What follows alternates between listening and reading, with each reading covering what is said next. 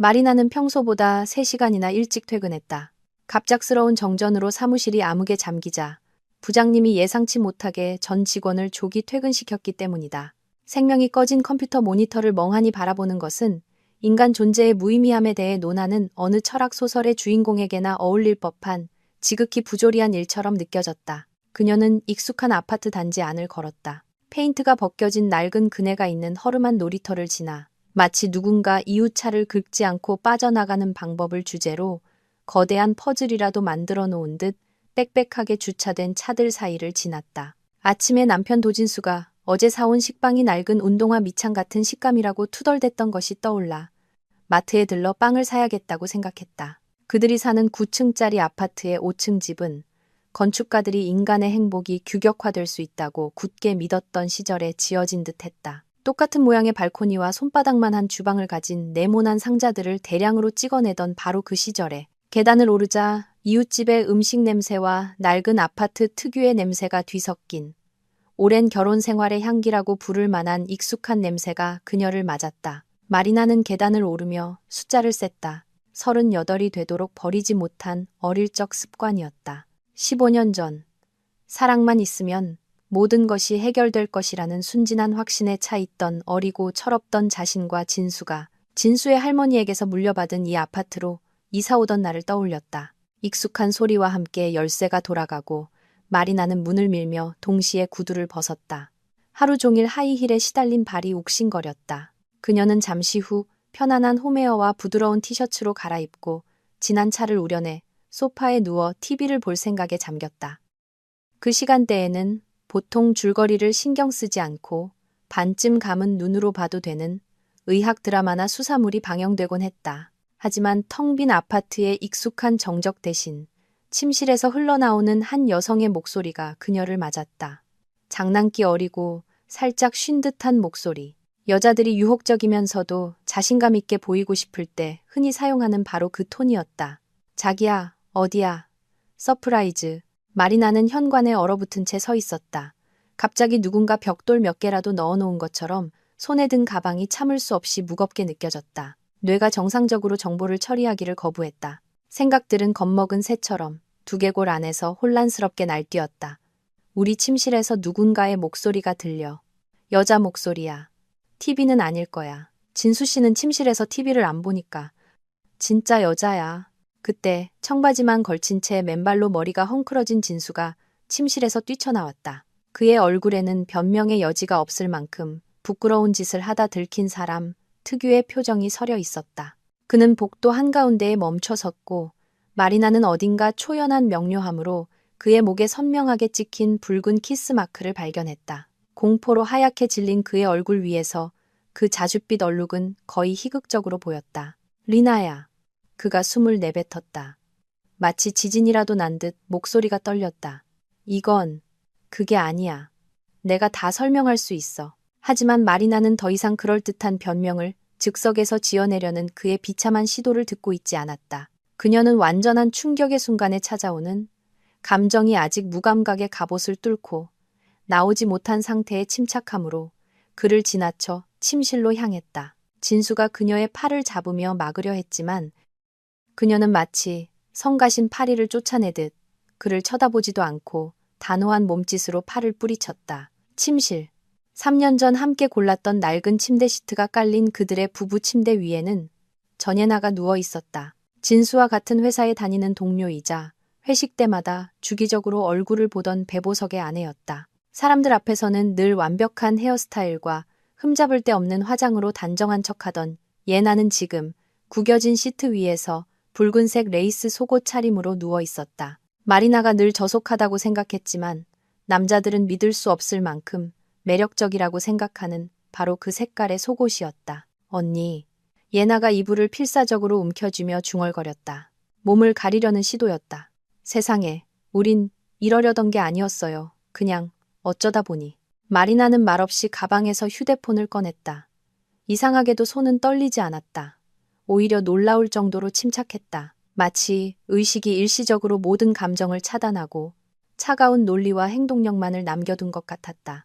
그녀는 카메라를 켜고 침실, 침대, 겁에 질린 예나를 촬영하기 시작했다. 이제 더 이상 치명적인 유혹녀처럼 보이지 않는 예나는 찬장에서 몰래 잼을 훔쳐먹다 들킨 잘못을 저지른 아이처럼 애처로워 보였다. 리나야, 제발, 이러지 마. 등 뒤에서 들려오는 진수의 목소리는 절박하고 거의 히스테릭했다. 우리 얘기 좀 해. 내가 다 설명할게. 하지만 그녀는 계속 촬영했다. 체계적으로 휴대폰을 돌려가며 바닥에 흩어진 여자 옷, 의자 등받이에 걸린 진수의 셔츠, 침대 옆 협탁에 놓인 마시다 남은 와인잔 등 모든 디테일을 담았다. 마치 범죄 현장을 촬영하듯 증거를 기록하는 것과 같은 무감정한 꼼꼼함으로 촬영을 마친 그녀는 조용히 돌아서서 진수를 오랫동안 뚫어지게 쳐다봤다. 그 시선에는 너무나 차가운 냉기가 서려 있어 그는 자기도 모르게 한 걸음 뒤로 물러섰다. 15년. 그녀가 나지막하지만 또렷하게 말했다. 한마디 한마디가 우물에 돌을 던지듯 정적 속으로 떨어졌다. 15년 동안 나는 당신 셔츠를 다렸고 토요일마다 당신이 좋아하는 김치찌개를 끓였고 살림을 어떻게 해야 하는지에 대한 당신 어머니의 끝없는 잔소리를 견뎠어. 15년 동안 나는 대학원에 가고 싶었던 내 꿈을 미뤘어. 당신의 경력이 더 중요했으니까. 15년. 그녀는 말을 멈췄다. 그 침묵 속에는 비명이나 히스테리가 아닌 그보다 더 끔찍한 무언가가 있었다. 감정적인 폭발보다 훨씬 더 무서운 치밀하게 계획된 복수가 숙성되는 얼음장 같은 정적이었다. 그리고 제일 웃긴 게 뭔지 알아? 마리나가 말을 이었다. 그녀의 목소리에 깃든 기묘한 비웃음의 진수는 진심으로 소름이 돋았다. 예나 씨 남편, 배보석 씨. 최근에 승진했잖아. 이제 당신 부서 전체를 총괄하는 부장님이 됐다고. 과연 그 사람이 자기 오른팔이자 가장 신뢰하는 부하 직원이 근무 시간에 자기 아내를 침대로 끌어들인다는 걸 알면 어떻게 반응할까? 진수의 얼굴이 창백해지다 못해 복도 벽에 낡은 회반죽처럼 잿빛으로 변했다. 안 돼. 그가 숨을 내뱉었다. 리나야, 안 돼. 그것만은. 제발. 그 사람이 날 끝장낼 거야. 내 경력을 망가뜨릴 거라고. 이 업계에서 나 다시는 일 못해. 우리 둘 다 이 바닥 사람들이 다 아는데. 우리? 마리나가 되물으며 놀란 듯 눈썹을 치켜세웠다. 참 다정한 표현이네. 하지만 미안하지만 이제 우리라는 건 더 이상 존재하지 않아 여보. 그녀는 돌아서서 침실을 나갔다. 진수와 예나를 그들의 공포와 뒤늦은 후회 속에 남겨둔 채 현관에서 마리나는 멈춰서서 벽에 등을 기댄 채 눈을 감았다. 아드레날린이 가라앉자 비로소 감정이 밀려오기 시작했다. 히스테리는 아니었다. 그보다 더 깊고 고통스러운, 이전에는 존재하는 줄도 몰랐던 상처가 내면에서 벌어진 듯한 느낌이었다. 하지만 그녀는 울지 않았다. 대신 휴대폰을 열어 연락처에서 배보석의 번호를 찾았다. 언젠가 회식 자리에서 여름에 다 같이 펜션에 놀러가는 계획을 논의하다 번호를 교환했었다. 결국 실현되지 않은 계획이었지만 그녀는 그에게 영상을 전송하며 짧은 메시지를 덧붙였다. 부장님, 이걸 보셔야 할 것 같아요. 메시지는 조용한 소리와 함께 전송되었고 마리나는 기묘한 만족감을 느꼈다. 기쁨은 아니었지만 이 부조리한 상황에서 자신이 유일하게 올바른 일을 했다는 느낌이었다. 마리나는 현관에 서서 보낸 영상 아래 읽음 표시가 뜨는 것을 지켜봤다. 그리고 천천히 진수에게로 몸을 돌렸다. 그는 여전히 침실 문가에 얼어붙어 있었다. 마치 움직이지 않으면 현실이 기적처럼 바뀌어 지난 30분이 악몽으로 판명될 것이라 믿는 사람처럼. 내가 방금 뭘 깨달았는지 알아? 그녀가 조용히 말했다. 마치 난생 처음 보는 사람처럼 그를 뜯어보면서. 당신은 항상 나를 어리숙하고 편하고 순종적이고 예측 가능한 그런 멍청한 사람으로 여겼어. 그게 당신의 가장 큰 실수였어. 도진수 씨. 왜냐하면 나는 전부 다 기억하거든. 배보석 부장님에 대한 당신의 모든 이야기.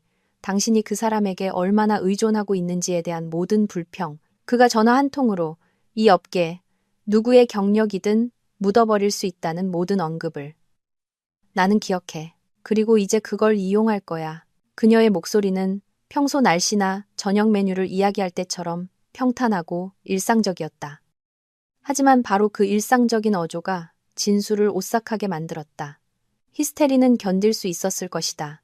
눈물은 닦아주었을 것이다. 깨진 그릇이라도 치우고 고통스러운 표정을 지었을 것이다. 하지만 이 차가운 계산은 새롭고 낯설고 무서운 것이었다. 리나야, 내 사랑. 그가 애원하는 몸짓으로 손을 뻗으며 그녀에게 다가갔다. 그 모습은 애처롭고 동시에 가식적으로 보였다. 우리 앉아서 차분히 얘기하자. 어떻게 이렇게 된 건지 내가 다 말해줄게. 이건 실수였어. 순간의 약점이었다고. 나는 당신을 사랑해, 당신만을. 닥쳐! 마리나가 그의 말을 끊었다. 15년 동안 단 한 번도 자신에게 목소리를 높인 적 없던 아내가 갑자기 그런 톤으로 말하자 그는 충격받아 정말로 입을 다물었다. 시도조차 하지 마. 몇 번이나 이랬어? 내가 회사에서 허리가 휘도록 일하는 동안 몇 번이나 그 여자를 여기 우리 침대로 끌어들였냐고? 침실에서 이미 옷을 입은 예나가 나왔지만 그녀의 모습은 마치 자연재해라도 겪은 듯했다. 마스카라는 눈 밑으로 검게 번졌고 립스틱은 지워졌으며 평소 두꺼운 화장 뒤에 감춰져 있던 얼굴은 지치고 나이 들어 보였다. 언니 들어보세요. 그녀가 떨리는 목소리로 말을 시작했다. 언니 심정 이해해요. 하지만 우리 너무 성급하게 굴지 말아요. 생각 좀 해봐요. 무슨 생각? 마리나가 그녀에게 돌아섰다.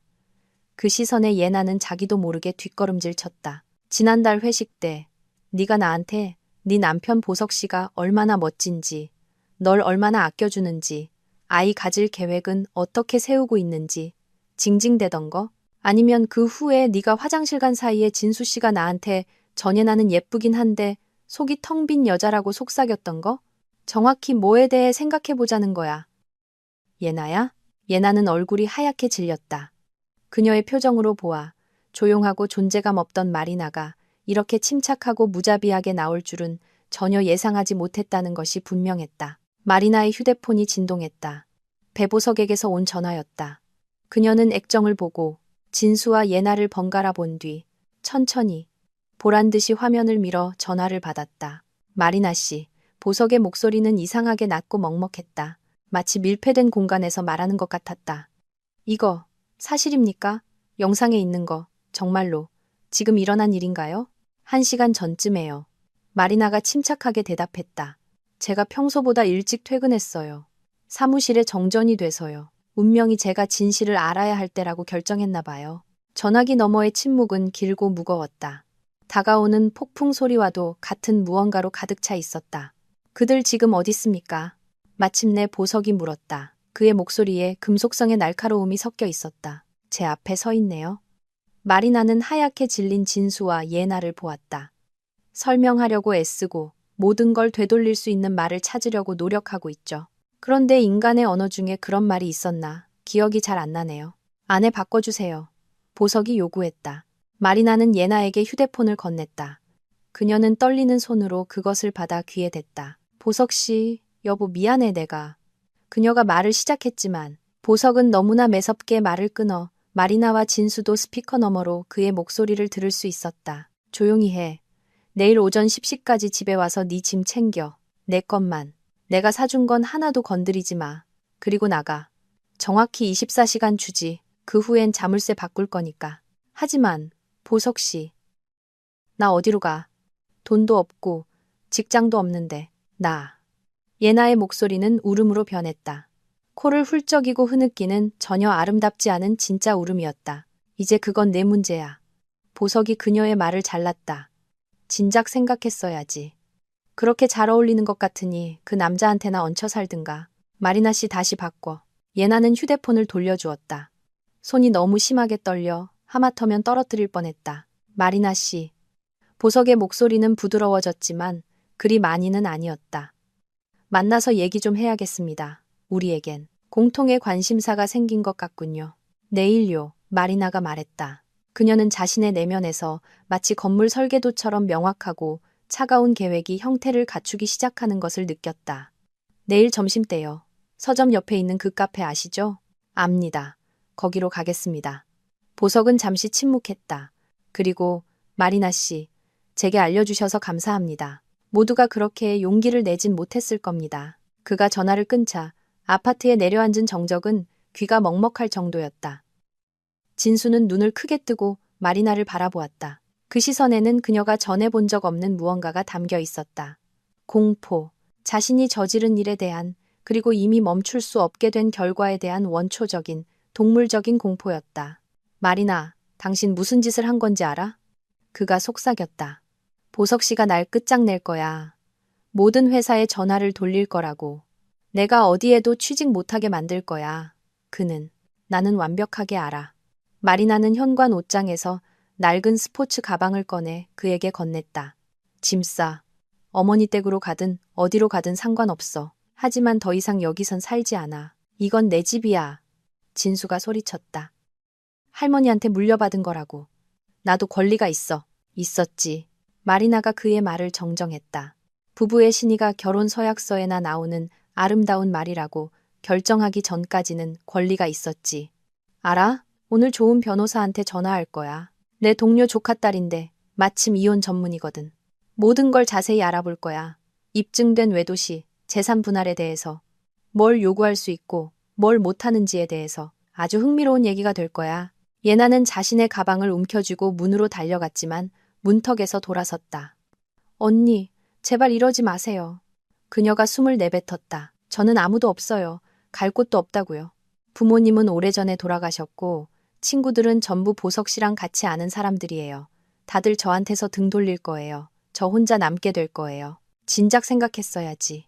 마리나는 보석의 말을 그대로 반복했다. 그녀의 목소리에는 한치의 흔들림도 없었다. 내 침실에서 옷을 벗을 때, 내 침대에 누울 때, 내 남편에게 키스할 때, 바로 그때 생각했어야지. 예나가 아파트 밖으로 뛰쳐나갔고 문이 닫히는 소리는 이 추악한 장면의 마지막 화음처럼 울렸다. 진수는 여전히 손에 가방을 든 채 서 있었다. 그의 얼굴에 어린 절망이 너무나 깊어서 말이 나는 순간 그가 거의 불쌍하게 느껴졌다. 거의. 하지만 그때 그녀는 침실에서 들려오던 장난기 어린 목소리를 떠올렸다. 자기야, 어디야? 서프라이즈. 그리고 연민은 흔적도 없이 사라졌다. 몇 번이나 그녀가 조용히 물었다. 뭐? 진수가 이해하지 못했다. 몇 번이나 만났어?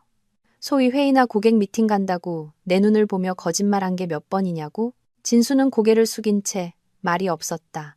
그 침묵은 어떤 대답보다도 웅변적이었다. 알았어. 마리나가 고개를 끄덕였다.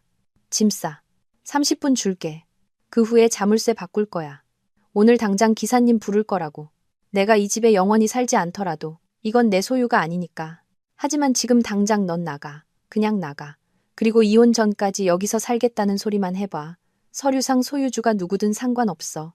그녀는 돌아서서 부엌으로 갔다. 그의 비참한 후회와 갑자기 그의 무너진 삶 전체의 상징이 되어버린 짐가방과 함께 그를 현관에 홀로 남겨둔 채 카페는 갓 내린 원두커피와 시나몬 향이 나는 빵 냄새로 마리나를 맞았다. 보통은 아늑함과 평온함과 연관되는 향이었지만 지금은 마치 누군가 초상집을 축제용 장식으로 꾸미려 한 것처럼 부적절하게 느껴졌다. 그녀는 약속 시간보다 15분 일찍 도착했다. 밤새 어제의 사건들을 끝없이 되새기느라 잠을 설쳤고 구석구석 배신을 상기시키는 아파트에 더는 머무를 수 없었기 때문이다. 벽들은 그 사실을 흡수한 듯했고 공기는 진수가 자신의 죄의 무게에 짓눌려 초라한 가방 하나를 들고 어머니 집으로 떠나기 전 끝내 듣지 못한 수많은 질문과 대답들로 무거워져 있었다. 배보석은 정오에 정확히 나타났다. 40대 중반의 키 크고 다부진 남자, 비싸지만 과시적이지 않은 정장을 입고 보통은 상황을 통제하는 데 익숙한 성공한 사람의 자신감을 내뿜는 얼굴을 하고 있었다. 하지만 지금 그 얼굴은 날것에 고통스러운, 아직 아물지 않은 무언가를 감춘 가면 같았다. 그는 마리나를 보고 고개를 끄덕인 뒤 그녀의 테이블로 향했다. 최근에 큰 충격을 겪고 불필요한 급한 움직임을 두려워하는 사람처럼 조심스럽게 움직였다. 마리나 씨. 그가 맞은편에 앉았다. 웨이트리스가 즉시 메뉴를 들고 나타났지만 그는 손을 저었다. 더블 에스프레소. 그걸로 됐습니다. 그녀가 떠나자 둘만 남았다. 어제까지만 해도 그저 회식 자리에서나 마주치던 지인이었던 두 명의 배신당한 사람들. 오늘 그들은 공통의 고통으로 묶여 있었고 이상하게 들리겠지만 공통의 목표로도 묶여 있었다. 밤새 한숨도 못 잤습니다. 보석이 입을 열었다. 그의 목소리는 마지막 한 방울까지 짠해진 사람처럼 피곤했다. 그 영상을 20번은 돌려본 것 같군요. 대체 언제부터 시작된 건지, 내가 어떻게 눈치채지 못했는지, 어떤 신호를 놓쳤는지 계속 생각했습니다. 답은 찾으셨나요? 마리나가 식어가는 찻잔을 손으로 돌리며 물었다. 질문만 더 늘었을 뿐입니다. 그는 손바닥으로 얼굴을 문질렀다. 그 몸짓에 담긴 절망이 너무나 커서 마리나는 문득 남자들도 여자들만큼 깊이 고통받을 수 있다는 생각을 했다. 단지 사회적으로 용인되는 행동의 겹겹 아래 더 잘 숨길 뿐이었다. 예나는 일주일에 3번 피트니스에 간다고 했습니다. 제가 회원권도 끊어줬죠. 자기 관리를 잘한다고 자랑스러워했습니다. 그런데 알고 보니 당신 남편에게 갔던 겁니다. 당신들 집, 당신들 침대로요. 마리나는 즐거움이라고는 한 톨도 없는 쓴웃음을 지었다. 그 웃음은 쑥처럼 썼다. 가장 기가 막힌 게 뭔지 아세요? 저는 그의 셔츠를 다렸어요. 매주 일요일마다 다리미판 앞에 서서요. 칼라가 완벽하게 다려지도록 신경 썼죠.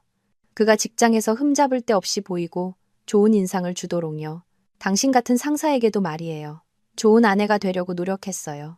그런데 그는 다른 여자를 집에 데려와 제가 빳빳하게 다려놓은 시트 위에서 사랑을 나눴죠. 보석은 그 노골적인 단어에 얼굴을 찡그렸지만 지적하지는 않았다. 결국 그들이 겪은 일을 생각하면 둘 다 그런 노골적인 표현을 할 권리가 있었다. 오늘 아침에 도진수가 저한테 전화했더군요. 그가 잠시 후 말했다. 10번은 했나? 받지 않았습니다. 그러더니 문자를 보냈더군요. 만나자고, 설명하고 싶다고, 순간적인 약점이었다느니, 아무 의미 없는 일이었다느니, 그런 소리를 하더군요. 아무 의미 없는 일이라 마리나가 되뇌었다. 그녀의 목소리에 강철 같은 냉정함이 깃들었다. 재미있는 표현이네요. 우리의 결혼 생활은 그의 순간적인 약점보다도 의미가 없었다는 거군요. 그들의 행태를 보니 그 약점이 단 한순간, 단 하루로 끝나지는 않았을 것 같은데 말이죠. 웨이트리스가 에스프레소를 가져왔고 보석은 마치 그것이 커피가 아니라 고통을 잊게 하는 약이라도 되는 듯 단숨에 마셨다. 그냥 그의 경력을 망가뜨릴까 생각했습니다. 그가 빈잔을 받침에 놓으며 말했다. 제가 아는 몇 군데에 전화를 걸어 상황을 설명하면 되죠. 그러면 그는 이 업계에서 다시는 일자리를 구하지 못할 겁니다. 우리 분야에서는 평판이 전부니까요. 상사의 아내와 잠자리를 갖는 건 비윤리적인 걸 넘어 직업적 자살 행위나 마찬가지입니다. 하지만 마리나는 그의 어조에서 망설임을 감지했다. 하지만 그건 너무 간단하겠죠. 보석이 그녀의 눈을 똑바로 쳐다봤다. 그의 시선에는 그녀를 긴장하게 만드는 무언가가 있었다. 너무 빠르고요. 해고, 실직, 재정 문제. 물론 불쾌한 일이지만 극복할 수 있습니다. 사람들은 계속해서 직장을 잃고 또 새로 구하죠. 인생은 계속됩니다. 저는 그걸로는 부족합니다. 그들이 무엇을 잃었는지 깨닫게 하고 싶습니다. 그걸 온몸으로 느끼게 해서 매일 아침 자신의 어리석음을 절감하며 잠에서 깨어나게 하고 싶습니다. 마리나는 그의 말을 들으며 자신의 내면에서 무언가가 그 말에 공명하는 것을 느꼈다. 기쁨이 아니라 단순히 벌 주는 것을 넘어 그들이 파괴한 것의 규모를 배신자들이 진정으로 깨닫게 하고 싶다는 욕망을 가진 사람이 자신 혼자가 아니라는 데서 오는 어떤 어두운 만족감이었다. 무엇을 제안하시는 거죠? 그녀가 물었다. 협력입니다. 보석이 몸을 앞으로 기울였다. 그의 눈에 고통에서 비롯되지 않았다면 포식자의 그것처럼 보였을 법한 빛이 번뜩였다. 저는 도진수에 대해 모든 것을 압니다. 그의 약점, 그의 야망, 그의 두려움까지. 비록 직속은 아니었지만 15년간 제 밑에서 일했습니다. 저는 그를 펼쳐진 책처럼 꿰뚫고 있죠. 그리고 당신은 제가 모르는 예나에 대해 알겠죠. 남편들이 일 얘기를 하는 동안 아내들끼리 나누는 대화, 여자들만의 비밀 같은 것들요. 우리가 함께라면 그들의 삶을 진정으로 견딜 수 없게 만들 수 있습니다. 복수. 마리나가 그 단어를 입안에서 굴리며 맛보듯 말했다. 복수에 대해 말씀하시는 건가요? 저는 정의에 대해 말하는 겁니다. 보석이 그녀의 말을 정정했다. 그들이 마땅한 대가를 치르게 하는 것에 대해서요. 그들의 쾌락의 대가가 너무나 비싸서 함께 보낸 매 순간을 후회하게 만드는 것에 대해서요. 마리나는 그의 말을 곱씹으며 침묵했다. 그녀의 머릿속에서는 아직은 흐릿하고 부정확하지만 마치 장인의 손길 아래 무형의 점토 덩어리에서 조각상이 서서히 모습을 드러내듯 계획이 형태를 갖추기 시작하고 있었다. 진수 씨가 그 새로운 프로젝트에 지원서를 냈어요. 그녀가 천천히 말했다. 다음 분기에 시작될 예정인 거요. 그게 자기가 더 높은 자리로 승진할 자격이 있다는 걸 증명할 기회라고 했어요. 보석이 차갑게 웃었다. 지원서는 아직 승인되지 않았고 이제 영원히 승인될 일도 없을 겁니다. 제가 직접 챙겨서 그 프로젝트가 다른 사람에게 돌아가도록 하죠. 자기 꿈이 눈앞에서 무너지는 걸 지켜보게 될 겁니다. 그리고 예나는 자기 뷰티샵을 열고 싶어 했어요. 마리나가 바로 그 회식 자리에서의 대화를 떠올리며 덧붙였다. 돈을 모으고 계획하고 꿈꿨죠. 이미 봐둔 자리도 있다고 했어요. 제가 돈을 대주던 자리였죠. 보석이 고개를 끄덕였다. 임대료는 우리 공동 계좌에서 나갔습니다. 그 계좌는 어제 해지했습니다. 그녀에겐 돈이 없어요. 직업도 없고요. 이제 없을 겁니다. 그들은 서로를 바라보았다. 그 시선에는 말은 없었지만 매우 명확한 이해가 담겨 있었다. 도진수는 어린 시절 벽에 축구팀 포스터를 붙이며 위대한 미래를 꿈꿨던 바로 그 작은 방에 앉아 있었다. 휴대폰 화면에는 배보석 부장의 비서에게서 온 메시지가 떠 있었다.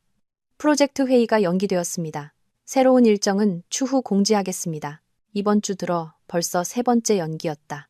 자기 기만에 능한 그에게조차 더 이상의 회의는 없을 것이라는 사실이 명백해지고 있었다. 그가 그토록 큰 희망을 걸었고 자신의 성공과 전문성을 증명할 기회가 될 것이라 믿었던 프로젝트가 손가락 사이로 빠져나가는 모래처럼 사라지고 있었다. 어머니는 부엌에서 부산을 떨었다. 그녀의 불만을 명백히 드러내는 과장된 몸짓으로 냄비를 덜그럭거렸다. 아들을 받아주기는 했지만 그들의 작은 투룸 아파트에는 숨쉬기조차 힘든 보이지 않는 안개처럼 침묵의 비난이 감돌았다. 그녀는 질문도 설명도 요구하지 않았지만 실망과 말없는 질책이 가득한 그녀의 시선은 어떤 말보다도 웅변적이었다. 내가 어쩌다 이 지경까지 왔을까? 진수는 생각했다. 그 생각은 끝없는 굴레처럼 머릿속을 맴돌며 그를 지치게 했고 아무 소용도 없었다. 고작 몇 시간의 쾌락이 집, 아내, 경력, 존경심 등 모든 것을 잃을 만한 가치가 있었을까? 하지만 이 질문에 솔직하게 답하려면 자신의 어리석음을 인정해야 했고 그는 아직 그럴 준비가 되어 있지 않았다. 어쩌다 보니 그렇게 됐어. 그녀를 상처 주고 싶지 않았어.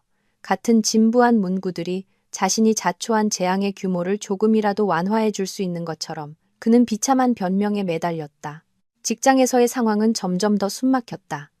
보석은 소리치거나 난리를 피우거나 따로 불러내지 않았다. 하지만 그가 이제 진수에게 보이는 그 얼음장 같은 정중함이야말로 어떤 소동보다도 무서웠다. 도 과장님 보고서 준비 부탁합니다라는 말 한마디 한마디가 사형 선고처럼 들렸다. 그가 초대받지 못하는 모든 회의는 그가 더 이상 신뢰받는 핵심 인력이 아니며 15년간 쌓아온 경력이 눈앞에서 서서히 체계적으로 항의할 만한 공식적인 절차 위반 하나 없이 무너지고 있다는 사실을 상기시켰다. 한편 전예나는 도시 외곽의 허름한 5층짜리 빌라에 값싼 월세방을 얻었다. 엘리베이터도 없는 그곳에서는 눅눅한 냄새와 타인의 삶의 흔적이 배어 있었고 밤이면 벽 너머로 이웃이 싸우는 소리가 들렸으며 창밖으로는 쓰레기통과 기울어진 차고가 보였다. 뷰티샵을 열려고 모았던 돈은 첫 달 월세와 보증금을 내자 바닥났고 일자리를 구하는 것은 불가능에 가까웠다. 보석은 정말로 이 도시에서 아는 사람이 많았고 그녀가 지원하는 곳마다 공석이 없다는 정중한 거절을 당했다. 구인 공고가 바로 그 문에 붙어 있었음에도 불구하고 그녀는 고개를 숙인 채 그 문들을 지나쳐야 했다.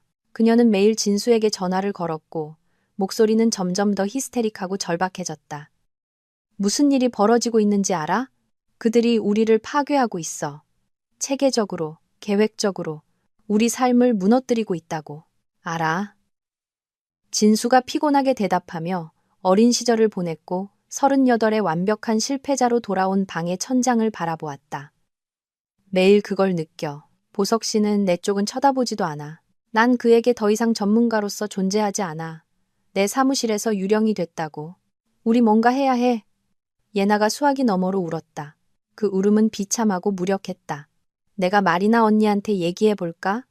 용서를 빌고 우리가 그러려던 게 아니었다고 설명하면 그게 도움이 될 것 같아? 진수가 씁쓸하게 웃었다.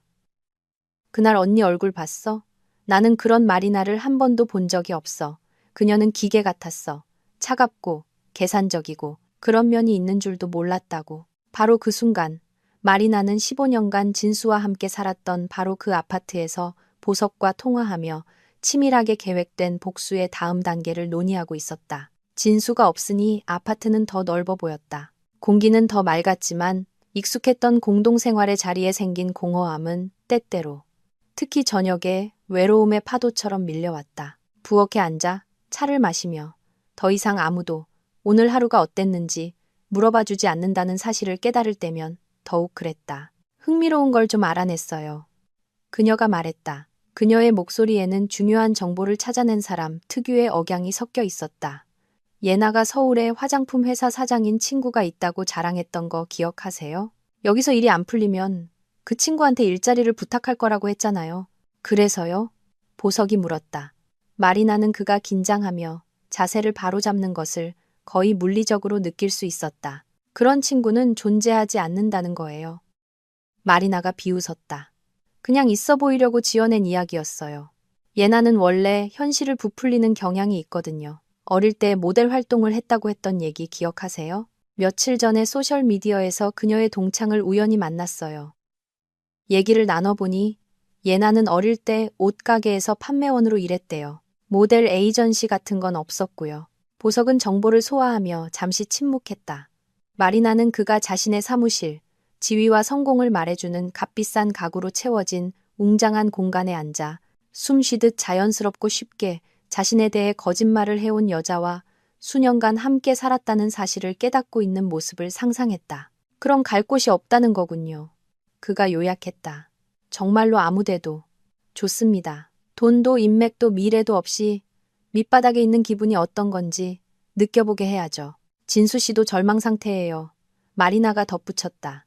남편의 이름을 마치 타인에 대해 말하듯 그렇게 초연하게 발음하는 것이 이상하게 느껴졌다. 어제 시어머니가 전화해서는 그에게 두 번째 기회를 달라고 설득하려 하셨어요.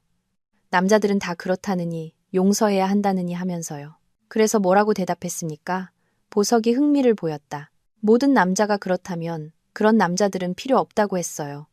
마리나는 그들이 15년간 매일 아침 식사를 했던 바로 그 식탁을 손으로 쓸었다. 그리고 만약 아버님이 시어머님을 상사의 아내와 바람피워 배신했다면 시어머님은 용서하셨을 거냐고 물었죠. 그러자 아무 말 못하고 전화를 끊으시더군요.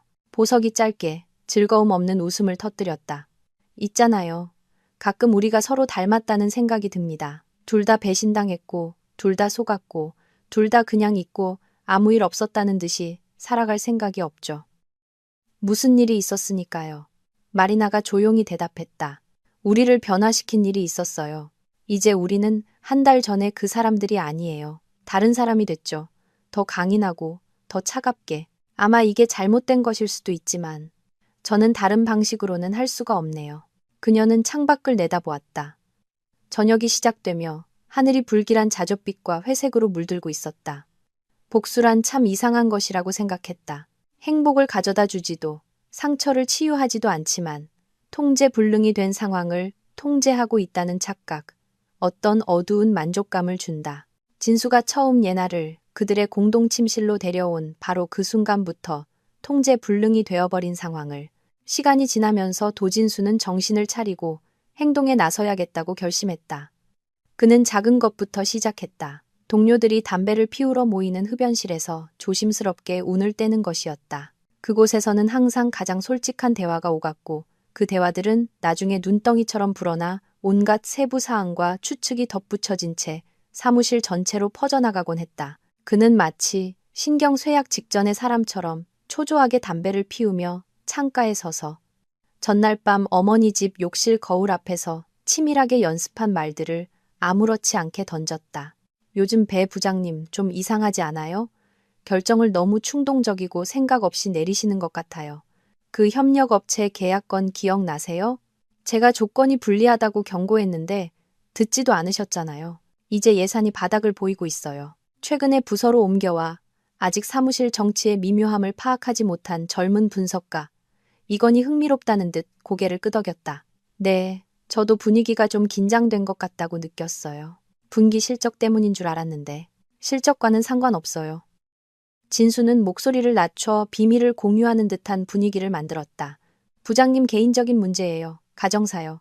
그게 업무에까지 영향을 미치는 거죠. 자세히 말할 순 없지만 믿으세요. 그런 상태의 사람이 중요한 결정을 내려서는 안 되는 거거든요. 그는 할 말 이상을 한 사람처럼 담배를 비벼 끄고 사무실로 돌아갔다. 그의 뒤에는 동료들의 마음속에서 싹을 틔워 배보석의 평판에 균열을 일으키기를 바라는 모호한 암시의 흔적만이 남았다.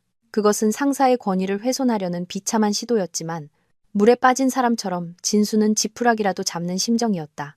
이런 식의 조작이 자신이 보여줄 수 있는 것보다 훨씬 더 고도의 기술을 필요로 한다는 사실은 깨닫지 못한 채 한편 전예나는 다른 전술을 택했다.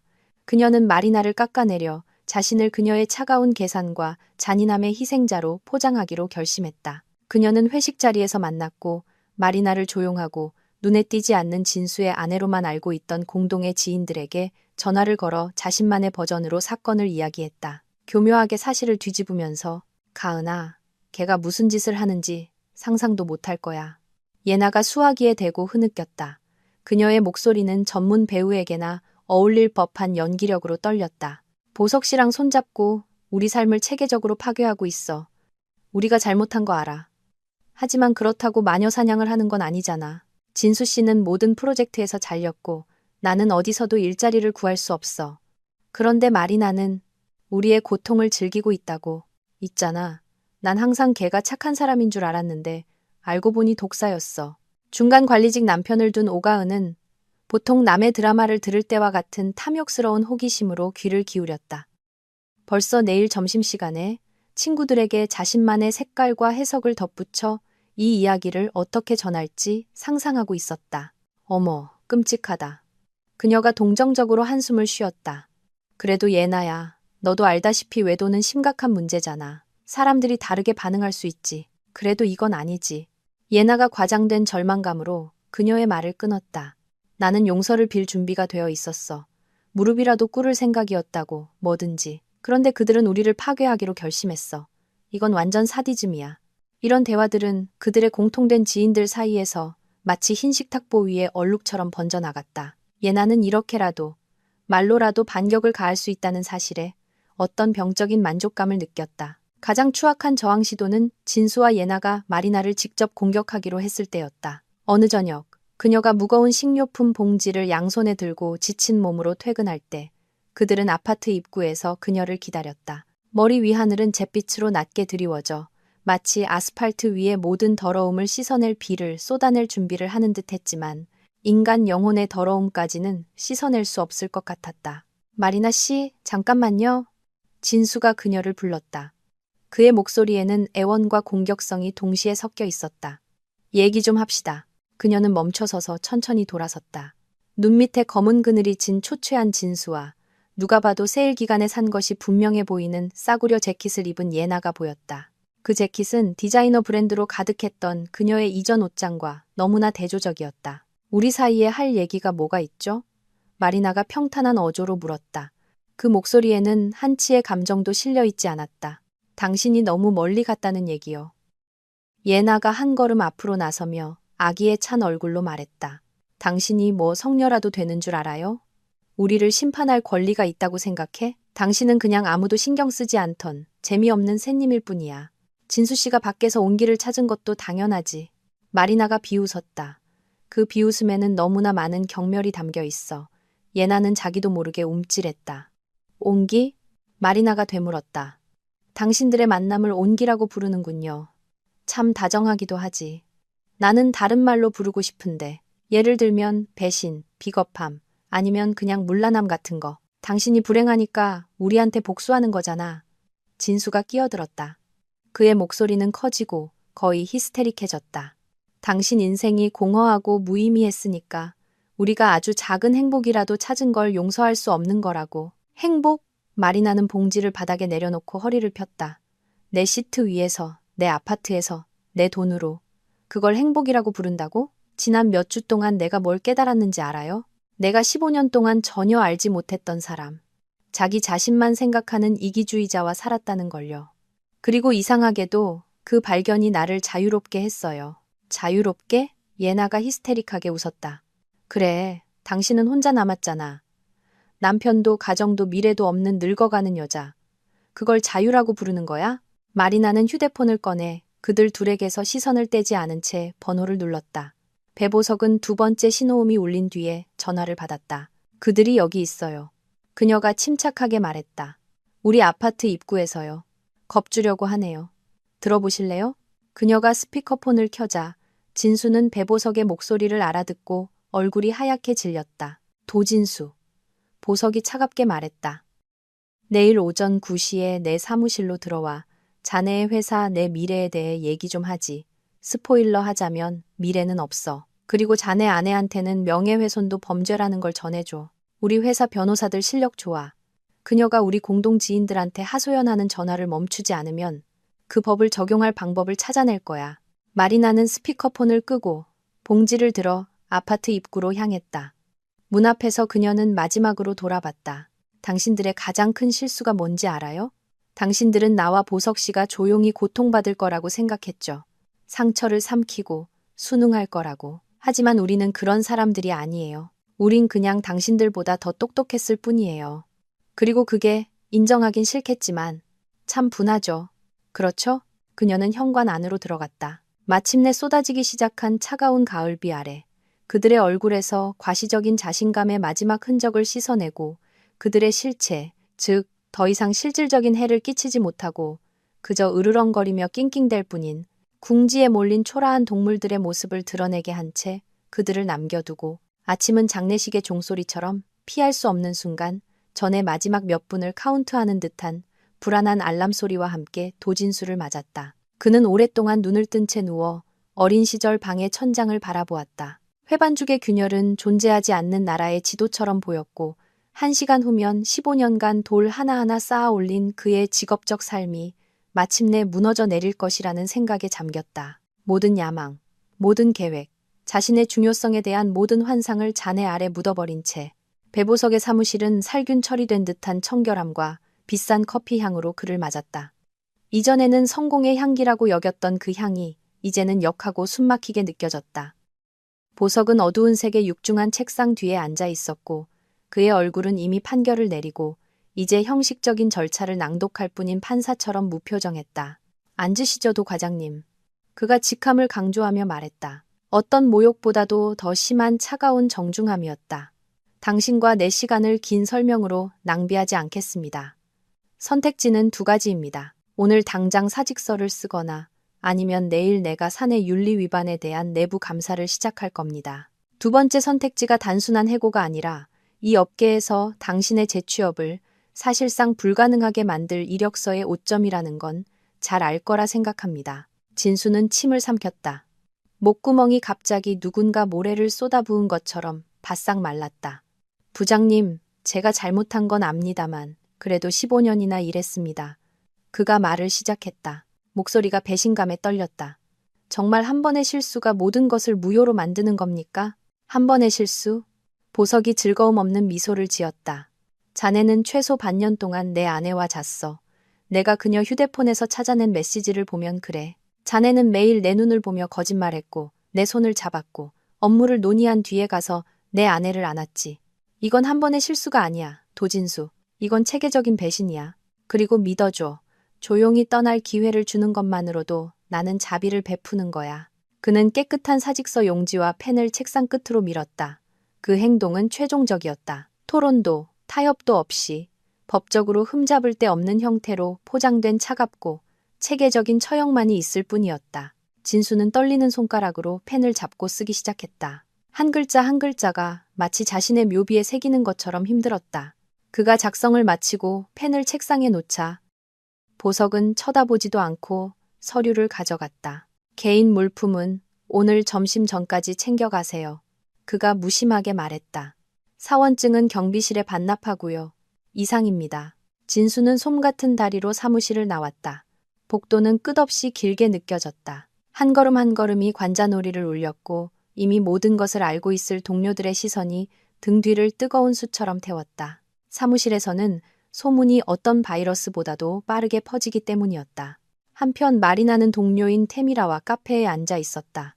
60에 가까운 나이에 두 번의 이혼을 겪고 인간의 약점을 너무 많이 본 사람 특유의 냉소적인 지혜로 삶을 바라보게 된 여자였다.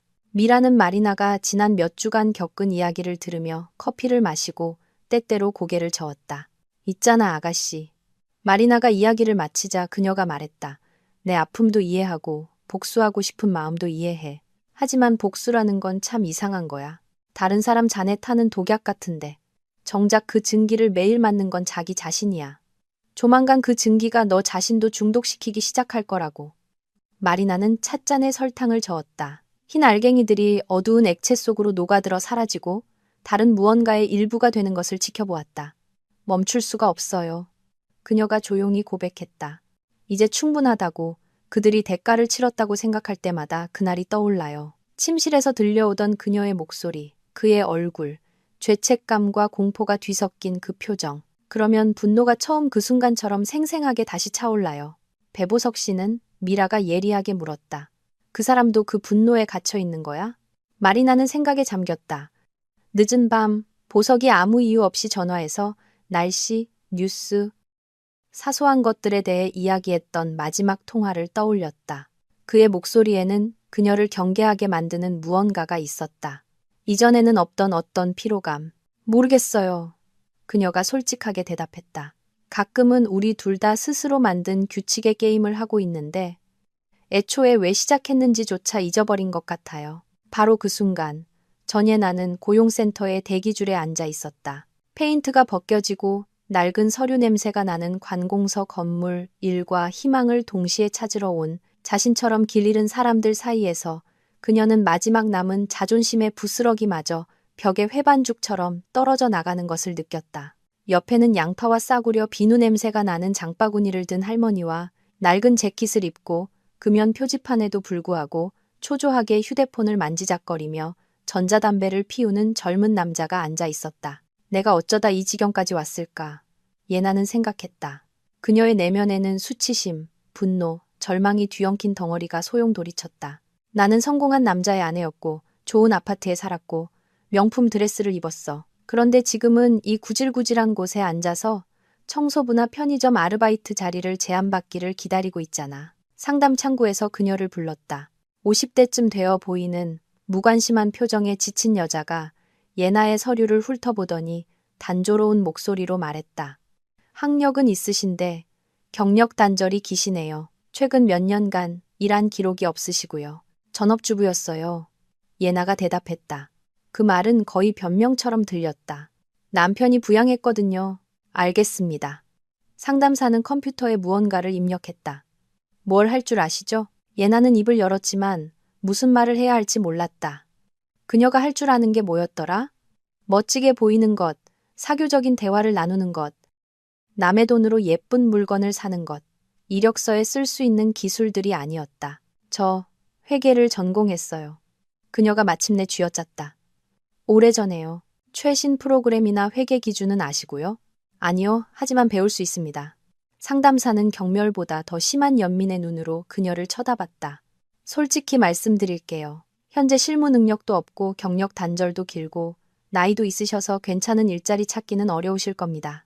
판매직, 경비원, 요양보호사 같은 자리는 있는데 고르세요. 예나는 일자리 목록이 인쇄된 종이를 손에 들고 고용센터를 나왔다. 바람이 종이를 마구 흔들었다. 마치 그것을 빼앗아 멀리 날려버리려는 듯 했다. 그녀는 문득 차라리 그게 더 나을지도 모른다고 생각했다. 바람이 이 굴욕적인 제안들을 가져가 버리면 그것들이 존재하지 않는 척, 자신의 삶이 이렇게 빠르고 무자비하게 폐허로 변하지 않은 척 할 수 있을 테니까. 저녁에 말이 나는 보석을 만났다. 다시 이것은 이미 습관이 되어 있었다. 복수를 논의하고 배신자들의 고통에 대한 소식을 나누며 거기서 어떤 병적인 만족감을 찾는 만남들. 하지만 오늘은 무언가 달랐다. 보석은 불만스러워 보이기보다는 피곤해 보였다. 그가 진수가 사무실에서 짐을 챙겨나가는 모습을 이야기할 때 그의 목소리에는 평소의 고소함이 없었다. 있잖아요. 그를 보면서 그가 위스키 잔을 손으로 돌리며 말했다. 문득 이런 생각이 들더군요. 그래서 이제 뭐지? 우리는 그를 파괴했어. 예나도 파괴했고 그들의 삶을 무너뜨렸지. 그래서 이제 어떡할 건가? 내가 이걸로 더 나아졌나? 마리나는 그를 바라보며 대답을 찾지 못했다. 그녀 자신도 매일 밤 잠들기 전에 스스로에게 던지는 질문이었기 때문이다. 모든 것이 무너져 내린 그날로부터 2달이 지났다. 가을은 초겨울로 바뀌었다. 눈이 아직 두껍게 쌓이지 않고 회색 가루처럼 땅을 살짝 덮어 주변 세상을 을씨년스럽고 쌀쌀하게 만드는, 마치 자연 자체가 계절 사이에 갇혀 추위와 마지막 온기의 잔재 사이에서 결정을 내리지 못하는 듯한 바로 그 계절이었다. 마리나는 진수의 아파트에서 이사 나와 이제는 혼자 살기에는 어색하게 너무 커 보이는 원룸 아파트 창가에 서 있었다. 그녀는 마당에서 알록달록한 패딩을 입은 아이들이 첫 눈사람을 만드는 모습을 내려다보았다. 아이들의 웃음소리는 유리창을 통해 다른, 더 행복한 현실에서 들려오는 소리처럼 희미하게 들려왔다. 휴대폰이 진동했다. 배보석에게서 온 메시지였다. 급히 만나야겠습니다. 무슨 일이죠? 그녀는 미간을 찌푸렸다. 최근 몇 주간 그들의 만남은 뜸해졌기 때문이다. 마치 둘 다 복수라는 주제가 이제 스스로를 소진했고 만족감보다는 더 많은 독을 퍼뜨리는 강박관념으로 변했다는데 암묵적으로 동의한 것 같았다. 그래서 이 긴급한 메시지는 침몰하는 배에서 보내는 조난 신호처럼 불안하게 들렸다. 그들은 예전에 복수를 계획했던 바로 그 카페에서 만났다.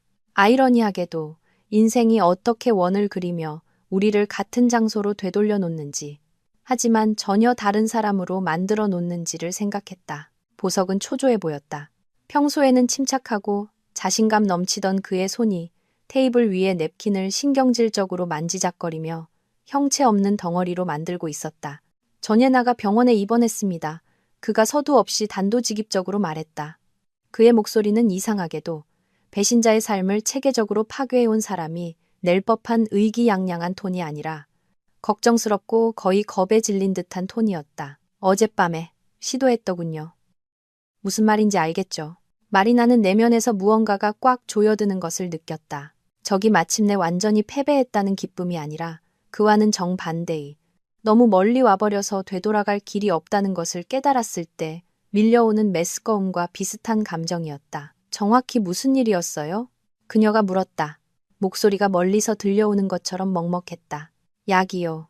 보석이 손으로 얼굴을 쓸어내렸다. 그 몸짓이 너무나 지쳐 보여 마리나는 문득 그에게서 성공한 사업가가 아닌 규칙 없는 게임을 하다가 이제 어떻게 빠져나가야 할지 모르는 지친 한 남자를 보았다. 이웃이 이상한 소리를 듣고 문을 부렜답니다. 겨우 살려냈다고 하더군요. 의사들은 살 거라고 하지만 마리나 씨, 그녀가 유서를 남겼습니다. 뭐라고 쓰여 있었는지 아십니까? 모두에게 미안해요. 누구에게도 상처 주고 싶지 않았어요. 저는 그냥 행복하고 싶었을 뿐이에요. 두 사람 사이에 무겁고 끈적한 침묵이 흘렀다. 그 침묵은 그들이 지난 2달 동안 실수를 저지른 두 사람을 체계적으로 파괴하면서 입 밖으로 내지 않았던 모든 것으로 가득 차 있었다. 그렇다. 심각하고 용서할 수 없는 실수였지만 그렇다고 해서 그렇게 무자비한 보복을 받을 만한 범죄는 아니었다. 저는 복수가 제게 평온을 줄 거라고 생각했어요. 마리나가 천천히 말했다. 표면에 얇은 막이 생긴 식어가는 찻잔을 들여다보면서 그들이 무엇을 잃었는지 깨닫고 제 고통과 조금이라도 비슷한 고통을 느끼면 제 마음이 편해질 거라고 생각했어요. 그런데 있잖아요. 하나도 편해지지 않았어요. 단 한 방울도. 저는 그냥 거울 속에 제 자신이 누군지 알아볼 수 없는 사람으로 변해버렸어요. 보석이 고개를 끄덕였다. 그 끄덕임에는 자신의 잘못, 자신의 맹목에 대한 인정이 담겨 있었다. 어젯밤에 한숨도 못 잤습니다. 그가 말했다. 목소리가 부서질 듯했다. 누워서 생각했어요. 만약 예나가 죽었다면 내가 무슨 감정을 느꼈을까? 안도감? 만족감? 그런데 있잖아요. 깨달았어요. 죄책감을 느꼈을 거라고요. 그녀가 자초한 일이고 마땅한 대가를 치른 거라고 아무리 스스로에게 말해도 그녀를 그 지경으로 몰고 간 데에는 저도 일조했으니까요. 제가요, 마리나 씨, 운명도 상황도 아닌 바로 저 자신이요. 그럼 우리는 사형 집행인이 된 거구나. 마리나는 생각했다. 그 생각은 차갑고 날카로운 얼음 바늘처럼 그녀를 꿰뚫었다. 객관성이 원천적으로 불가능한 사건에서 스스로 판사가 되어 판결을 내리고 집행하면서 과연 우리에게 그럴 권리가 있는지, 우리 자신이 심판자인 동시에 죄인은 아닌지에 대해 생각조차 하지 않은 이들이 되어버렸다. 도진수 씨도 한계에 다다른 것 같아요. 마리나가 조용히 덧붙였다. 그저께 시어머니가 전화해서는 제발 부장님께 얘기해서 추천서라도 한 장 써달라고 빌고 또 빌었어요. 그가 밤에 잠도 못 자고 10kg이나 빠졌다고요. 방에서 거의 나오지도 않고 그 아파트로 돌아가고 싶어 하지도 않는데요. 저는 그때 얘기를 다 듣지도 않고 전화를 끊었어요. 고통받으라고, 자업자득이라고 생각했죠. 그런데 지금은 그녀는 말을 멈췄다. 어떻게 문장을 끝맺어야 할지 몰랐기 때문이다. 어떤 결말이든 그들의 행동을 정당화하거나 자신의 잔인함을 인정하는 것처럼 들릴 것이었다. 우리가 너무 멀리 갔습니다. 보석이 결론 내렸다.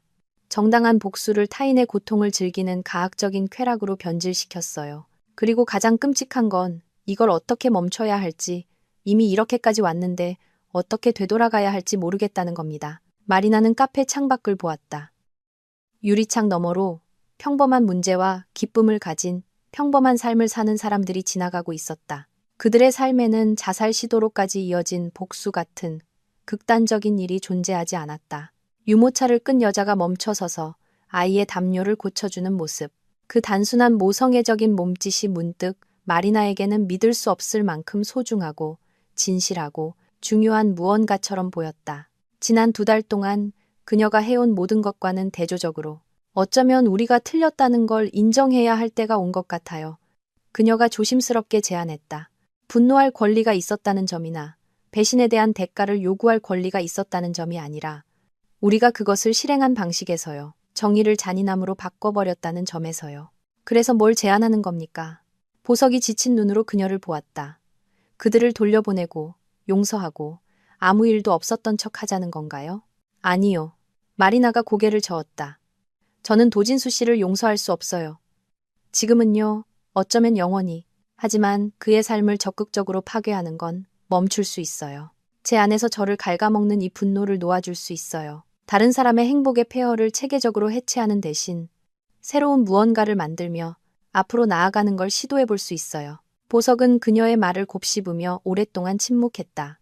마리나는 그의 얼굴에서 복수를 계속하고 싶은 욕망과 그것에 대한 피로감, 정의에 대한 갈증과 그들의 정의가 이미 그들만의 악의 한 형태로 변질되었다는 깨달음 사이에 내적 갈등을 볼 수 있었다. 그렇게 하죠. 그가 마침내 말했다. 여기서 지금 당장 멈추는 겁니다. 병실은 소독약 냄새와 그 외에 무언가, 인간의 비극이 일상이 되고 고통이 영혼의 상처 깊이가 아닌 약의 밀리그램과 수의 개 방울수로 측정되는 관공서 특유의 냄새로 마리나를 맞았다. 전예 나는 잿빛병원 담요 아래 좁은 침대에 누워 있었다. 그녀의 얼굴은 너무나 창백하고 거의 투명해서 마치 몸의 모든 피가 빠져나가고 끝없는 장애물 경주로 변해버린 삶과 싸우기에 너무 지쳐버린 인간의 껍데기만 남은 듯했다. 문가에 선 마리나를 보자. 그녀의 눈은 사냥꾼을 본 궁지에 몰린 짐승이 느끼는 원초적인 공포로 커졌다. 그녀는 벽 쪽으로 몸을 돌리려 했다. 마치 그것이 자신을 보이지 않게 만들어주고 언제 끝날지 모를 다음 타격으로부터 자신을 보호해줄 수 있다는 듯이. 예나 씨. 마리나가 조용히 불렀다.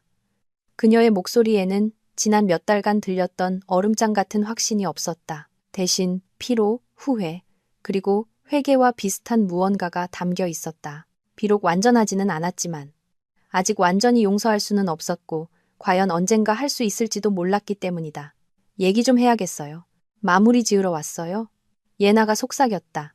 그녀의 목소리는 몇 시간 동안 계속 소리 지른 사람처럼 쉬고 지쳐 있었다. 사실 그녀는 구조된 후 오랫동안 울었을 뿐이었지만 그 울음이 너무 격해서 성대가 견디지 못한 것이었다. 내가 밑바닥에서 어떤 모습인지 보러 결과를 즐기러 온 거냐고요. 마리나는 더 가까이 다가가 침대 옆 의자에 앉았다. 그녀의 움직임은 상처 입은 동물에게 다가가 갑작스러운 몸짓으로 놀라게 할까 두려워하는 사람처럼 느리고 조심스러웠다. 아니요. 그녀가 말했다. 그 단어는 꾸밈 없이 변명하거나 설명하려는 시도 없이 단순하게 들렸다. 모든 것이 끝났다고 말하러 왔어요. 더 이상 당신 인생에 끼어들지 않을 거예요. 간섭하지도, 음모를 꾸미지도, 당신이 일자리를 구하지 못하도록 인맥을 사용하지도 않을 거예요. 예나가 천천히 고개를 돌렸다. 그녀의 눈에는 불신과 희망이 뒤섞인 무언가가 스쳐 지나갔다. 또다시 속임을 당할까봐 너무 밝게 드러나기를 두려워하는 희망이었다. 왜요? 그녀가 물었다. 왜 지금이죠? 내가 완전히 무너지는 걸 원했던 거 아니었어요? 원했어요. 마리나가 솔직하게 인정했다. 그 솔직함은 힘겨웠다. 다른 사람의 잘못을 비난하는 것보다 자신의 잔인함을 인정하는 것이 항상 더 어렵기 때문이다. 당신이 뭘 잃었는지 깨닫고 내 남편과 보낸 매 순간을 후회하길 바랐어요. 하지만 보석 씨한테 무슨 일이 있었는지 듣고 나서 내가 뭘 깨달았는지 알아요? 복수는 치유가 아니라는 걸요. 그저 고통에 고통을 더할 뿐이에요. 고통을 배가시키고 세상을 그전보다 조금 더 나쁜 곳으로 만들죠. 그리고 나 자신을 더 나쁘게 만들고. 그녀는 속으로 덧붙였지만 밖으로 내뱉지는 않았다. 어떤 고백은 솔직함의 순간에도 너무 무겁기 때문이다. 예나는 눈을 감았다.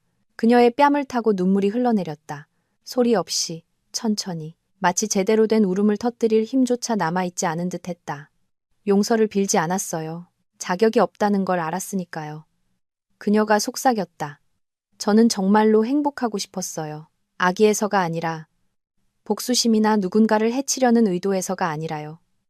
그냥, 보석 씨는 항상 일 때문에 바빴고, 진수 씨는, 그는 저를 특별한 사람인 것처럼 봐줬어요. 바보 같죠? 알아요. 이기적이고 비열하죠. 하지만 그게 진실이었어요. 마리나는 들었다. 그녀의 내면에서는 두 가지 감정이 싸우고 있었다. 거의 꺼져가는 불씨처럼 여전히 타오르는 분노의 잔재. 그리고 사람들이 악의가 아니라 약함, 외로움에 대한 두려움. 필요하고 중요한 존재로 느끼고 싶은 욕망 때문에 실수를 저지른다는 새로운 이해와 비슷한 무언가. 그리고 그 약함이 배신을 정당화하지는 않지만 그것을 더 인간적이고 이해할 수 있게 만든다는 것. 보석 씨가 추천서를 써줬어요. 마리나가 가방에서 봉투를 꺼내며 말했다. 아주 좋은 걸로요. 다른 도시에 있는 지인과 얘기해뒀대요. 거기에 화장품 회사 새 지점이 열리는데 매니저가 필요하답니다. 월급도 괜찮고요. 원한다면 처음부터 다시 시작할 수 있어요. 예나는 떨리는 손으로 봉투를 받았다. 마치 이것이 또 다른 잔인한 농담일까봐 지금이라도 마리나가 그것을 다시 빼앗아가며 그녀의 순진함을 비웃을까봐 두려워하는 듯 했다. 왜 이런 일을 하시는 거죠? 그녀가 이해할 수 없다는 듯 갈라지는 목소리로 물었다. 그 모든 일이 있었는데 우리가 진수 씨랑 다른 사람의 삶을 계속 파괴하는 것은 제 영혼에 너무 비싼 대가를 치르게 하니까요. 마리나가 의자에서 일어나며 대답했다. 저는 복수하며 사는 게 아니라 그냥 살고 싶다는 걸 깨달았어요. 이건 용서가 아니에요, 예나 씨. 이건 그저 증오에 제 자신을 낭비하는 걸 멈추겠다는 결정일 뿐이에요. 그녀는 병실을 나왔다. 봉투와 함께 절망의 두꺼운 층을 뚫고 얼어붙은 땅에서 솟아나는 첫 봄. 새싹처럼 조심스럽게 자라나는 희망과 함께 예나를 남겨두고 같은 날 저녁 배보석은 진수의 어머니 집 근처 작은 공원에서 그를 만났다. 세월과 날씨에 페인트가 벗겨진 나무 벤치 위 아마도 언젠가는 사랑에 빠진 연인들이 앉아 미래를 꿈꿨을 그 자리에서 그 미래가 얼마나 빨리 실망과 고통으로 가득 찬 현재로 변할 수 있는지는 모른 채 자네를 용서한다고 말하지는 않겠네. 보석이 서두 없이 시작했다. 그의 목소리는 단호했지만 악의는 없었다. 용서하지 않으니까. 하지만 증오하는데 지쳤어. 매일 아침 어떻게 하면 자네 인생을 더 최악으로 만들까 생각하며 깨어나는데 지쳤다고. 그래서 멈추는 거야. 진수는 그를 바라보았다. 그의 얼굴에는 안도감과 수치심이 뒤섞여 있어 보석은 자신의 결정을 거의 후회할 뻔했다. 거의. 하지만 전부는 아니었다. 이웃 도시에 내 연락처가 있네. 그가 말을 이었다. 작은 회사야. 자네 같은 전문가가 필요하다고 하더군. 추천서는 중립적으로 써주겠네. 세부사항 없이. 그 다음은 자네가 알아서 하게. 감사합니다. 진수가 숨을 내뱉었다. 그 말은 진심으로 들렸다. 제가 이런 걸 받을 자격이 없다는 거 압니다. 자격 없지. 보석이 동의했다. 하지만 아마도 나는 평온을 누릴 자격은 있는 것 같아. 그러려면 놓아줘야 하고. 봄은 언제나 그렇듯 갑자기 찾아왔다. 어느 날 문득 공기가 해빙하는 흙냄새와 감상적으로 보일까 두려워 희망이라고 부르기엔 망설여지는 형언할 수 없는 무언가로 가득 찼다. 마리나는 자기 아파트 발코니에 앉아 커피를 마시며 아래 마당에서 경비 아저씨가 더러운 눈에 자네를 쓸어 모으는 것을 바라보았다. 그녀의 삶이 그 이전과 그 이후로 갈라진 그날로부터 벌써 반년이 지났고 그 균열은 시간이 지나며 아물었지만 여전히 보이고 여전히 예기치 않은 순간에 자신을 상기시킨다는 생각을 했다. 진수와 함께 좋아했던 카페를 지나칠 때나 옷장에서 버리는 것을 잊은 그의 낡은 티셔츠를 발견할 때처럼 전화가 울렸다. 화면에는 테미라의 이름이 떴다. 그녀의 동료는 지난 몇 달간 단순한 동료 이상의 존재, 아마도 친구가 되었다. 비록 마리나는 가장 가까운 사람이 그렇게 잔인하고 진부하게 자신을 배신한 후 사람들에게 정을 붙이는 것을 두려워하며 여전히 조심스럽게 그 단어를 사용했지만, 리나야, 오늘 저녁 약속 기억하지? 미라의 목소리는 두 번의 이혼과 수많은 인생의 실망 후에도 꺼지지 않는 쾌활함으로 가득 차 있었다. 거기 오리 요리가 예술이라는 새 레스토랑 가기로 했잖아. 기억해요. 마리나가 미소 지었다. 그 미소는 이별 후 첫 몇 달 동안 가게 점원에게 감사합니다 라고 말하는 것조차 힘겨웠을 때처럼 억지로 쥐어짠 것이 아니라 진짜였다. 몇 시에 만날까요? 7시에 분수대 앞에서. 미라가 대답했다. 그리고 리나야, 거기 한 사람 올 거야. 내 조카. 최근에 우리 도시로 이사 왔는데 건축가고 이혼했어. 아이는 없고 소개팅 주선하는 거 아니야. 그냥 의무감 없이 재미있는 사람 하나 소개해주는 거야. 마리나는 미라가 마치 살아있는 사람들을 말로 삼아 자신만의 체스 게임을 하듯 능숙하게 사람들을 엮어주는 모습을 상상하며 웃었다. 좋아요. 그녀가 동의했다. 한번 보죠 뭐. 한번 보죠. 그녀는 통화가 끝난 후 속으로 되뇌었다. 반년 전만 해도 다른 남자와 만난다는 생각 자체가 자신에 대한, 진수와 함께 보낸 15년에 대한 배신처럼 느껴졌을 것이라고 생각했다. 하지만 이제 그녀는 인생이 다른 사람의 배신 때문에 멈추지 않는다는 것을, 자신에게는 새로운 장, 아마도 이전보다 더 행복할 새로운 이야기를 쓸 권리가 있다는 것을 이해했다. 같은 날 아침, 배보석은 자신의 사무실에 앉아 예나와 함께 살았던 아파트 매매 서류에 서명하고 있었다. 한때 성공의 상징처럼 보였지만 이제는 꽉 끼고 불편해진 낡은 옷처럼 버리고 싶은 기억들로 가득 찬 방들의 집합일 뿐인 시내의 그 넓은 아파트였다. 그는 공원이 보이는 조용한 동네에 더 작은 새 집을 샀다. 그곳에 처음 들어섰을 때 그는 안도감과 비슷한 백지 상태에서 시작할 수 있다는 가능성을 느꼈다. 김 비서가 커피를 가져다 주며 조심스럽게 책상 위에 봉투 하나를 올려놓았다. 부장님 앞으로 온 겁니다. 그녀가 말했다. 친전입니다. 보석은 봉투를 열고 단정한 필체로 쓰인 짧은 편지를 꺼냈다. 보석 씨, 용서를 구하지 않을게요. 말이 아무것도 바꾸지 못한다는 걸 아니까요. 그냥 당신이 알았으면 해요. 저는 다른 도시로 이사했고 새로운 일, 새로운 삶을 시작했어요. 가끔 밤에 잠에서 깨면 그때 내가 나 자신과 당신에게 더 솔직했더라면 모든 것이 어떻게 달라졌을까 생각해요. 하지만 과거는 바꿀 수 없죠. 제게 기회를 줘서 고마워요. 헛되이 쓰지 않을게요. 예나. 그는 천천히 편지를 접어 책상 서랍에 넣었다. 그의 얼굴에는 분노도, 연민도, 만족감도 아닌 어떤 감정도 드러나지 않았다. 단지 인생의 어떤 장들은 요란한 피날레가 아니라 조용한 말줄임표로 끝난다는 사실에 대한 지친 수용만이 있을 뿐이었다.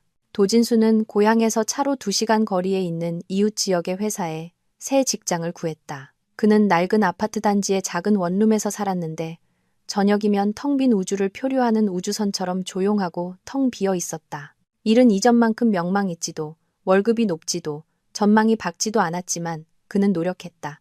이것이 자기 인생을 파괴하는 것 이상의 무언가를 할 수 있다는 것을 스스로에게 증명할 마지막 기회라는 것을 알았기 때문이다. 저녁에 그는 마리나에게 전화를 걸었다. 지난 몇 달 동안 처음이었다. 마치 폭탄 해체 전문가가 폭탄을 해체하듯 그것이 터질지 아니면 작업을 마칠 기회를 줄지 모르는 두려움으로 번호를 눌렀다. 리나야, 나야. 그녀가 전화를 받자 그가 말했다. 목소리가 불안정했다. 용서해달라고 하는 거 아니야. 돌아와 달라고 하는 것도 아니고 그냥 모든 것에 대해 미안하다고 말하고 싶었어. 아픔, 굴욕, 그리고 우리가 15년간 쌓아온 것을 무너뜨린 것에 대해. 마리나는 그의 말을 들으며 침묵했다. 그 침묵에는 분노도 용서도 없었다. 그 중간에 무언가, 인생의 절반을 함께한 사람이 배신을 저지를 수 있었지만 동시에 자신의 실수를 깨닫고 더 나은 사람이 되려고 노력할 수도 있다는 사실에 대한 수용이 있었다.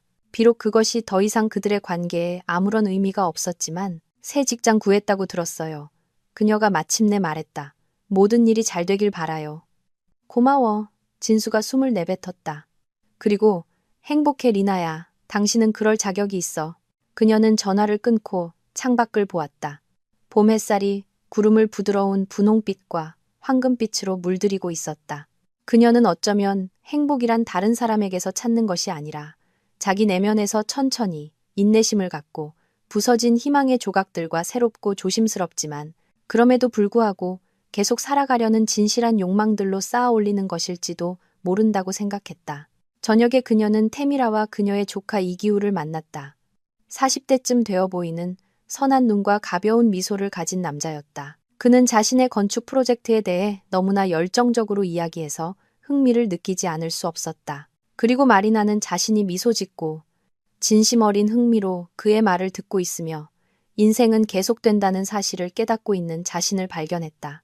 이것은 과거에 대한 배신이 아니라 자신 앞에 아직 많은 세월이 남아있고 그 세월을 비통함과 추억 속에서가 아니라 새로운 의미, 새로운 인연, 그리고 더 강하고 더 현명하고 더 신중하지만 여전히 믿고 희망하고 어쩌면 언젠가 다시 사랑할 수 있는 새로운 버전의 자신을 찾는 데 쓸 권리가 있다는 사실을 인정하는 것뿐이었다.